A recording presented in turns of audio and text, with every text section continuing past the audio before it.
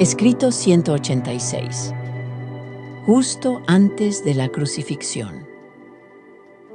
Cuando Jesús y sus acusadores partieron para ver a Herodes, el maestro se volvió hacia el apóstol Juan y le dijo: «Juan, vos ya no podéis hacer más por mí. Id a mi madre y traedla para que me vea antes de que muera». Al oír esta petición de su maestro, Juan, aunque reacio a dejarlo solo entre sus enemigos, se apresuró a ir a Betania, donde toda la familia de Jesús esperaba reunida en la casa de Marta y María, las hermanas de Lázaro, a quien Jesús había resucitado de entre los muertos. Varias veces durante la mañana, mensajeros habían llevado noticias a Marta y a María sobre el desarrollo del juicio de Jesús. Pero la familia de Jesús no llegó a Betania, sino unos minutos antes de que Juan llegara con el encargo de Jesús de ver a su madre antes de ser condenado a muerte. Tras contarles Juan Zebedeo todo lo sucedido desde el arresto de medianoche, María, la madre de Jesús, partió de inmediato con él para ver a su hijo mayor. Para cuando María y Juan llegaron a la ciudad, Jesús, junto con los soldados romanos que habrían de crucificarlo, ya había arribado al Gólgota. Cuando María, la madre de Jesús, se dispuso a partir con Juan en busca de su hijo, su hija Ruth se negó a quedarse con el resto de la familia. Decidida a acompañar a su madre, hizo que su hermano Judá también se uniera a ellos. El resto de la familia del maestro permaneció en Betania bajo la dirección de Santiago, y casi cada hora los mensajeros de David Zebedeo les traían informes sobre el avance de aquella terrible acción destinada a dar muerte a su hermano mayor, Jesús de Nazaret.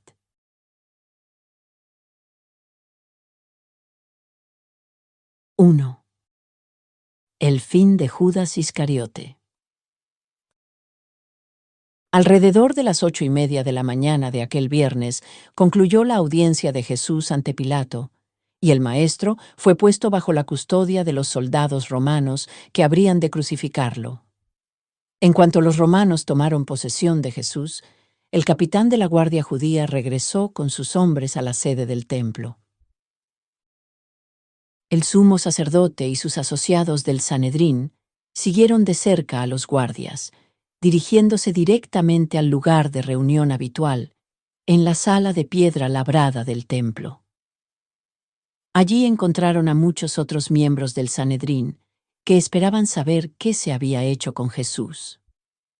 Mientras Caifás presentaba su informe acerca del juicio y la condena de Jesús, Judas se presentó ante ellos para exigir la recompensa por la parte que había desempeñado en el arresto y la sentencia de muerte de su maestro. Todos esos judíos aborrecían a Judas. Contemplaban al traidor con total desprecio. A lo largo del juicio de Jesús ante Caifás y durante su comparecencia ante Pilato, Judas sintió la punzada de conciencia por su conducta traidora, y también empezaba a desilusionarse con respecto a la paga que esperaba recibir por haber traicionado a Jesús. No le agradaba la frialdad ni la indiferencia de las autoridades judías. Aún así, contaba con ser generosamente recompensado por su acto cobarde. Esperaba ser citado ante la asamblea completa del Sanedrín y oír cómo lo elogiaban, mientras le conferían honores en reconocimiento al gran servicio que en su altivez consideraba haber prestado a su nación.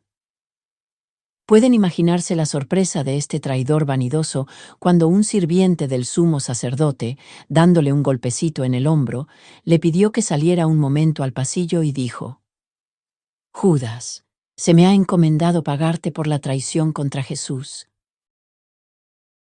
He aquí tu recompensa».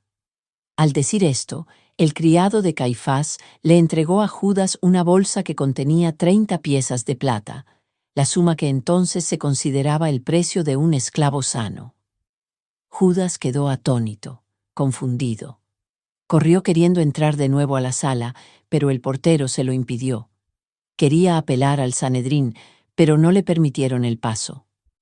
Judas no podía creer que esos dirigentes judíos lo dejaran traicionar a sus amigos y a su maestro para luego ofrecerle como pago 30 piezas de plata. Se sintió humillado, desilusionado y totalmente abatido. Se alejó del templo como si estuviera en trance. Guardó la bolsa de manera casi automática en el mismo bolsillo donde tanto tiempo había llevado la bolsa con los fondos apostólicos. Luego vagó por la ciudad, tras la multitud que se dirigía a presenciar las crucifixiones.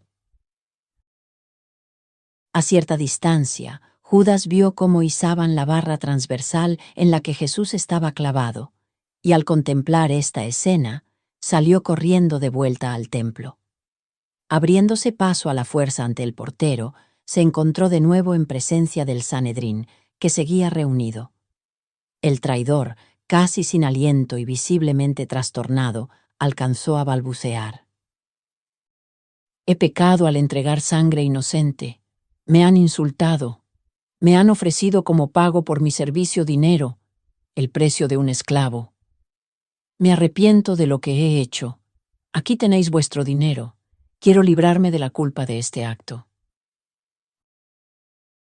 Cuando los gobernantes de los judíos oyeron a Judas, se burlaron de él. Uno de los que estaba sentado cerca de donde se hallaba Judas le hizo señas de que saliera de la sala y le dijo: «Ya han entregado a tu maestro para que los romanos lo maten. En cuanto a tu culpa, ¿qué nos importa? Arregla eso tú mismo. Fuera de aquí». En su retirada de la sala del Sanedrín, Judas tomó las 30 piezas de plata de la bolsa y las arrojó en el suelo del templo. Al salir, estaba casi fuera de sí. Ahora pasaba por la experiencia de reconocer la verdadera naturaleza del pecado. Todo el atractivo, la fascinación y el entusiasmo de su mala conducta habían desaparecido. El malhechor se encontraba solo, cara a cara, con la sentencia de su alma desengañada y decepcionada. Pecar había sido seductor y aventurero cuando lo cometió, pero ahora debía afrontar el resultado crudo y desolador de los hechos. Aquel que fuera embajador del reino de los cielos en la tierra, caminó ahora por las calles de Jerusalén, abandonado y solo. Su desesperación era casi absoluta. Salió de la ciudad y, avanzando hacia la terrible soledad del valle de Hinón, subió por las rocas escarpadas. Luego, usando el cinturón de su manto, ató un extremo a un pequeño árbol y el otro alrededor de su cuello, y se arrojó al precipicio. Antes de morir, el nudo que sus manos temblorosas habían hecho se soltó, y el cuerpo del traidor se destrozó al caer sobre las rocas puntiagudas que había más abajo. 2. La actitud del Maestro. Cuando arrestaron a Jesús, él sabía que su misión terrenal en semejanza de carne mortal había concluido. Comprendía con total claridad la clase de muerte que iba a padecer, y a él le preocupaban poco los detalles de esos llamados juicios. Ante el tribunal sanedrista, Jesús rehusó replicar al testimonio de los testigos perjurados. Solo había una pregunta que siempre provocaba una respuesta, fuese hecha por amigo o adversario, y se trataba de la naturaleza y divinidad de su misión en la tierra. Cuando le preguntaban si era el Hijo de Dios, invariablemente respondía. Persistió en su silencio ante la curiosidad y maldad de Herodes.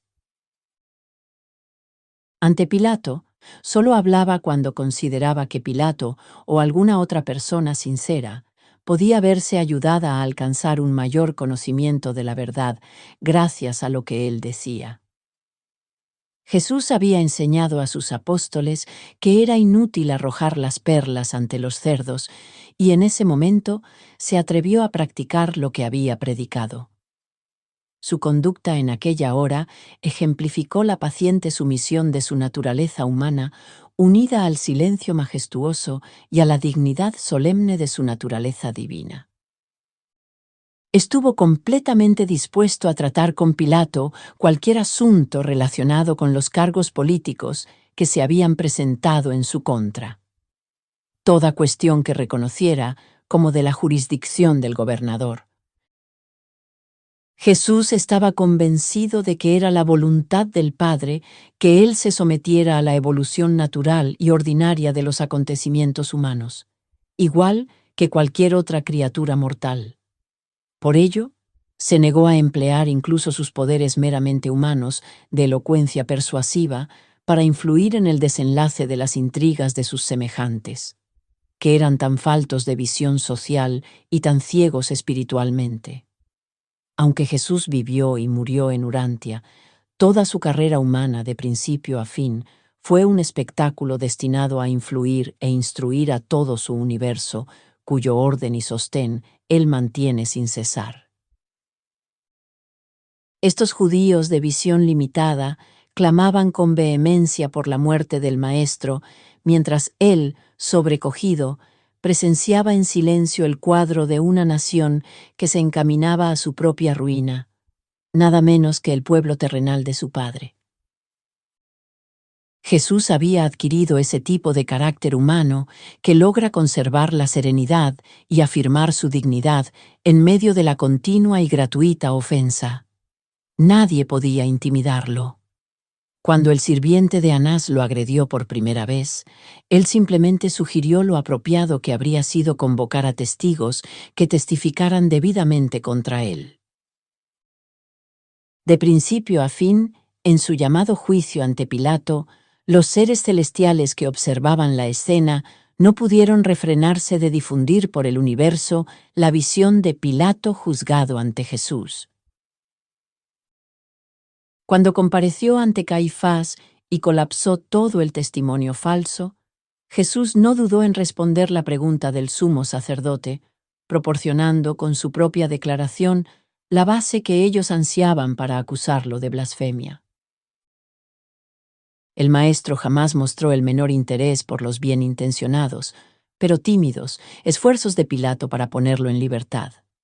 En verdad, sintió compasión por Pilato y procuró sinceramente iluminar su mente oscurecida. Se mantuvo por completo pasivo ante los vanos intentos del gobernador romano de lograr que los judíos retiraran sus acusaciones criminales. Durante todo ese penoso trance, se condujo con llana dignidad y con majestuosa discreción. Ni siquiera se rebajó a desacreditar la insinceridad de sus supuestos verdugos cuando le preguntaron si él era el rey de los judíos. Con apenas unas breves aclaraciones, aceptó aquel título, sabiendo que, si bien habían optado por rechazarlo, él sería el último en ofrecerles un auténtico liderazgo nacional, aún desde una perspectiva espiritual. Jesús habló poco durante estos juicios, pero dijo lo suficiente para mostrar a todos los mortales el tipo de carácter humano que puede perfeccionarse en comunión con Dios y para revelar a todo el universo de qué modo Dios puede manifestarse en la vida de una criatura cuando ésta de verdad elige cumplir la voluntad del Padre, convirtiéndose así en un hijo activo del Dios viviente. Su amor por los mortales ignorantes quedó plenamente revelado en su paciencia y en su gran autodominio ante las burlas, los golpes y las vejaciones de los rudos soldados y criados irreflexivos. Ni siquiera se indignó cuando, tras vendarle los ojos, lo golpearon en el rostro en son de burla, gritándole: «Profetiza quién te ha golpeado». Pilato habló con más verdad de la que comprendía cuando, tras mandar azotar a Jesús, lo presentó ante la multitud con la exclamación: «He aquí al hombre». En verdad, el gobernador romano, dominado por el miedo, no llegó a imaginar que justo en ese instante todo el universo se mantenía en suspenso, contemplando cómo su amado soberano soportaba en humillación los insultos y las agresiones de sus súbditos mortales, ignorantes y envilecidos.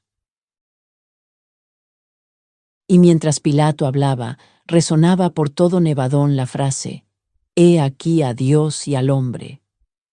Desde ese día, millones incontables han seguido contemplando a aquel hombre, mientras que el Dios de Abona, el supremo gobernante del universo de universos, reconoce al hombre de Nazaret como la expresión de lo ideal para las criaturas mortales de este universo local de tiempo y espacio. En su vida incomparable, jamás dejó de revelar Dios al hombre. Y ahora, en estos últimos acontecimientos de su carrera terrenal y en su posterior muerte, ofreció una nueva y conmovedora revelación del hombre a Dios.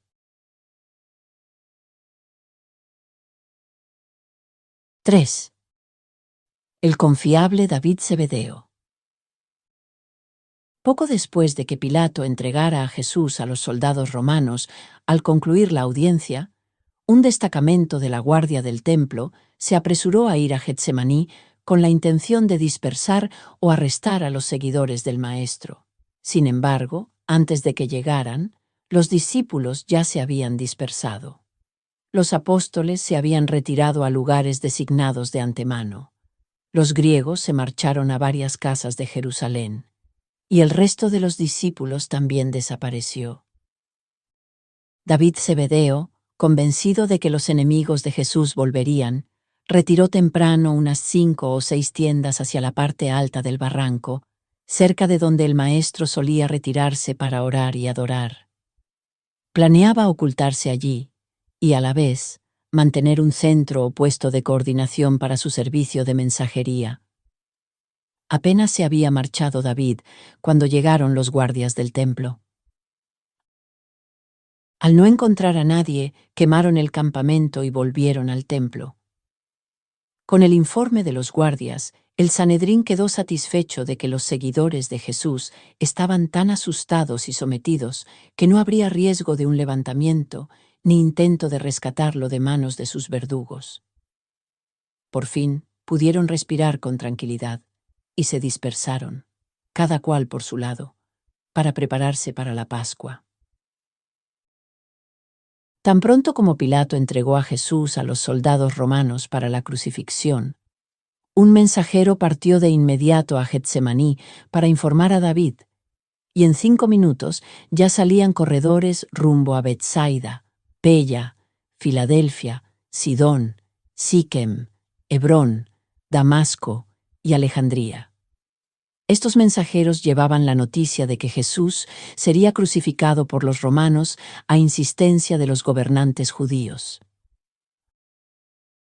A lo largo de aquel día trágico, y hasta que finalmente se difundió la noticia de que el Maestro había sido puesto en la tumba, David envió mensajeros más o menos cada media hora, con informes para los apóstoles, para los griegos y para la familia terrenal de Jesús, reunida en la casa de Lázaro en Betania. Cuando partieron los mensajeros con el aviso de que Jesús había sido sepultado, David disolvió temporalmente su cuerpo de corredores locales para la celebración de la Pascua y del venidero reposo del sábado, indicándoles que se presentaran discretamente ante él el domingo por la mañana en la casa de Nicodemo. Allí planeaba refugiarse unos días con Andrés y Simón Pedro. Este David Zebedeo, de mentalidad peculiar, fue el único entre los principales discípulos de Jesús inclinado a tomar de forma literal y sencilla la afirmación del Maestro de que moriría y resucitaría al tercer día. David lo había oído proclamarlo una vez y, como persona de mente práctica, decidió convocar a sus mensajeros temprano en la mañana del domingo en la casa de Nicodemo para que estuvieran preparados en caso de que Jesús se levantara de entre los muertos. Rápidamente advirtió que ninguno de los seguidores de Jesús esperaba su retorno tan pronto desde la tumba. Por ello, habló poco de su convicción y nada sobre la movilización de todo su equipo de mensajeros para la madrugada del domingo, salvo a los corredores que partieron el viernes por la mañana hacia ciudades lejanas y centros de creyentes. Así, Los seguidores de Jesús, dispersos por toda Jerusalén y alrededores, comieron aquella noche la cena de la Pascua y al día siguiente permanecieron en reclusión.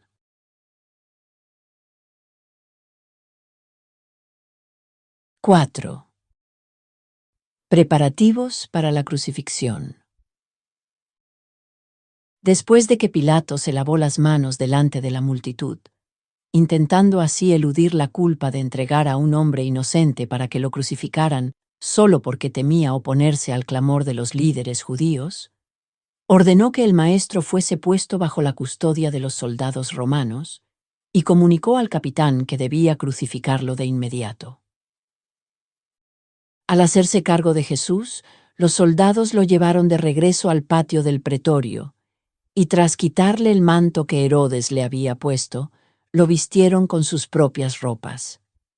Luego se burlaron y mofaron de él, pero ya no le infligieron nuevos castigos físicos. Entonces Jesús se quedó solo con estos soldados romanos. Sus amigos estaban escondidos, sus enemigos se habían marchado, ni siquiera Juan Zebedeo estaba ya a su lado. Pasaban algunos minutos de las 8 de la mañana cuando Pilato entregó a Jesús a los soldados, y fue poco antes de las 9 cuando partieron hacia el lugar de la crucifixión. Durante esos más de 30 minutos, Jesús no pronunció palabra alguna. La actividad gubernamental de un vasto universo prácticamente se detuvo.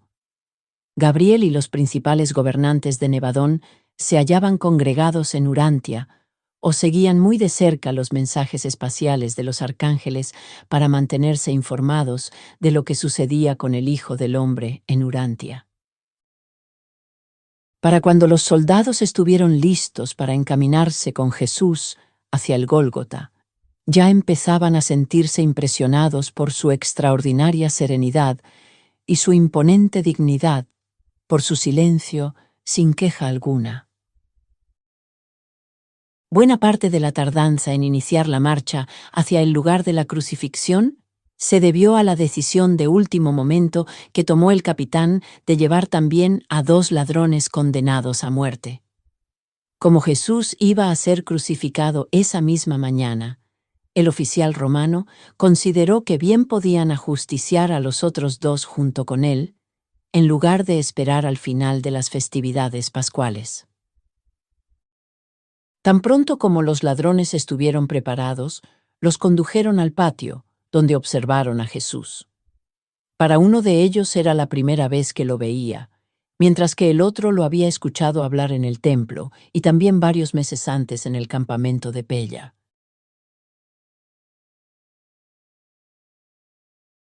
5. La muerte de Jesús en relación con la Pascua.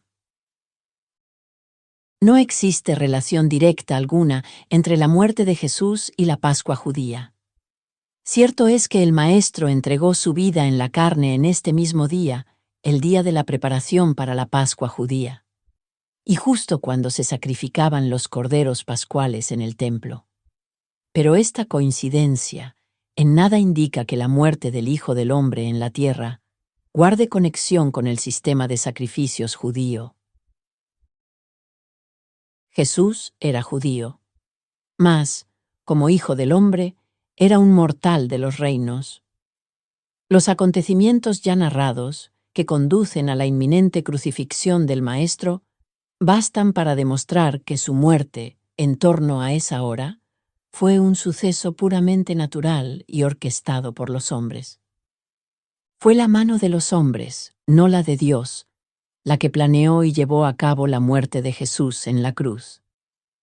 Es cierto que el Padre rehusó intervenir en el curso de los acontecimientos humanos en Urantia, mas el Padre del Paraíso no decretó ni demandó ni exigió la muerte de su Hijo tal como se consumó en la tierra. Es verdad que, de una u otra manera, tarde o temprano, Jesús habría debido despojarse de su cuerpo mortal, de su encarnación en la carne. Pero podría haber cumplido tal acto de incontables formas, sin morir clavado en una cruz entre 2 ladrones.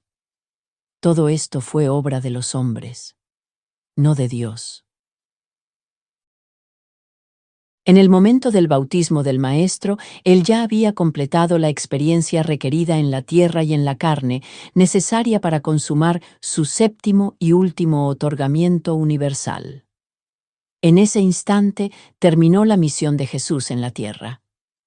Toda la vida que vivió después, e incluso la manera de su muerte, constituyeron un ministerio puramente personal de su parte para el bienestar y la elevación de sus criaturas mortales de este mundo y de los otros. El Evangelio de las Buenas Nuevas, que el hombre mortal por la fe puede llegar a ser consciente de que es un hijo de Dios, no depende de la muerte de Jesús. Es verdad que este Evangelio del Reino se vio iluminado de modo extraordinario por la muerte del Maestro, pero se vio aún más iluminado por su vida en la carne. Todo cuanto el Hijo del Hombre dijo o hizo en la tierra realzó poderosamente las doctrinas de la filiación con Dios y de la hermandad entre los hombres. No obstante, estas relaciones esenciales entre Dios y el hombre son inherentes a los hechos universales del amor de Dios por sus criaturas y a la compasiva misericordia de los hijos divinos. Estas relaciones tiernas y divinamente hermosas entre el hombre y su Creador, en este mundo y en todos los otros mundos a lo largo del universo de universos, existen desde la eternidad. Y no dependen de modo alguno de los periódicos otorgamientos de los hijos creadores de Dios, quienes, para conquistar la soberanía ilimitada sobre sus universos locales, asumen la naturaleza y semejanza de sus inteligencias creadas. El Padre del cielo amaba al hombre mortal de la tierra, tanto antes como después de la trascendental manifestación de la coparticipación de Dios y el hombre en Jesús de Nazaret. Esta poderosa transacción de la encarnación del Dios de Nevadón como hombre en Urantia no pudo engrandecer los atributos del Padre eterno, infinito y universal, pero sí enriqueció e iluminó a todos los demás administradores y criaturas del universo de Nevadón. Aunque el Padre del cielo no nos ama más a causa de este otorgamiento de Micael, todas las otras inteligencias celestiales sí lo hacen. Y esto se debe a que Jesús no solo reveló a Dios ante el hombre, sino que asimismo ofreció una nueva revelación del hombre ante la deidad y ante las inteligencias celestiales del universo de universos. Jesús no está a punto de morir a modo de sacrificio por el pecado. No va a expiar una supuesta culpa moral innata de la raza humana. La humanidad no carga con semejante culpa racial ante Dios. La culpa es asunto estrictamente personal, derivada de un pecado consciente y de una rebelión deliberada contra la voluntad del Padre y contra la administración de sus hijos. El pecado y la rebelión nada tienen que ver con el plan fundamental de otorgamiento de los hijos del paraíso de Dios, si bien pareciera que, a nuestro entender, el plan de rescate es un rasgo complementario de ese plan de otorgamiento. La salvación de Dios para los mortales de Urantia habría sido igual de efectiva y absolutamente certera, aun cuando los ignorantes mortales no hubieran dado muerte a Jesús de manera tan cruel. De haber sido bien recibido por los hombres de la tierra, y de haber partido de Urantia mediante la renuncia voluntaria a su vida en la carne, ni el amor de Dios, ni la misericordia del Hijo, ni la realidad de la filiación con Dios, habrían sufrido menoscabo alguno. Vosotros, los mortales, sois hijos de Dios, y solo un requisito hace efectiva esta verdad en vuestras propias experiencias personales: la fe nacida del Espíritu.